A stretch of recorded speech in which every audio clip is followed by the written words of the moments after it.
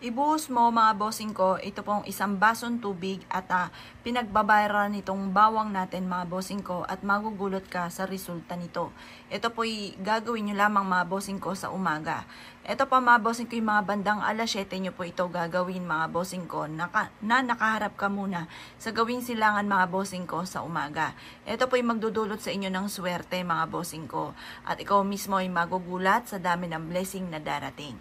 Ngayon pa mga bossing ko, humawak po kayo mga bossing ko ng isang bawang at mas mainam pa na ito po ay kung gusto nyo idikdikin nyo para lalong mga moy mga bossing ko yung mismong bawang natin sa ating tubig. At pagkatapos mga bossing ko, nakarap ka sa gawing silangan. At pagkatapos mga boss, ang gagawin nyo lamang mga bossing ko, magwi-wish ka ng lahat ng gusto ninyo. Sabihin nyo po sa pamamagitan ng pampaswerteng ito, ang lahat ng inyo po mga hihilingin ay matutupad. Or kung ano man po yung mga nais ninyo ng pagbabago, kagaya ng pag-aaway lagi sa loob ng inyong puntahanan, mainam na gawin nyo po ito para matigil na ang mga pag-aaway. Dahil maaaring marami ng mga negatibong enerhiya sa loob ng inyong tahanan, kaya nagkakaroon ng mga madalas na pagtatalo. At ganoon din po yung mailap ang swerte, lalo na sa pera, problemado lagi sa pera. At kung kayo mananaya, malaki rin po itong may tutulong upang sa ganoon ikaw ay makapanalo ng malaking halagang pera. Ang gagawin nyo lamang po ay ganito, humawak ka na po ng isang basong tubig at pagkatapos magdikdik ka ng bawang or kung gusto nyo ganyan din, ibababad lang po natin ito.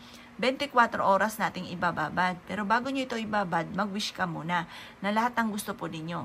Pagtapos ka na mag-wish mga bossing ko, ibilad ito sa sinag ng araw hanggang alas 8 ng umaga. At pagkatapos mga bossing ko, ng alas 8 ng umaga ay ilagay nyo ito sa ilalim ng inyong higaan.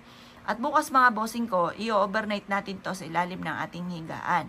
Upang sa ganon, kung ano man ang mga negatibong enerhiya sa inyo pong katawan, yan po ay maaaring mawawala na mga bossing. Yan po ay malaki po ang magandang dulot ng ating pong bawang at ganoon din po ng ating tubig sa paglalagay sa ilalim ng ating higaan. Mainam po mga bossing ko na ito po ay ilagay po natin ng 24 oras sa ilalim ng inyong higaan. Makalipas ang kinaumagahan mga bossing ko, ay kunin nyo po ito mga bossing ko ang tubig na may pinagbabara ng bawang at ibuhos ito sa harapan ng inyong puntahanan or sa harapan ng inyong pong main door.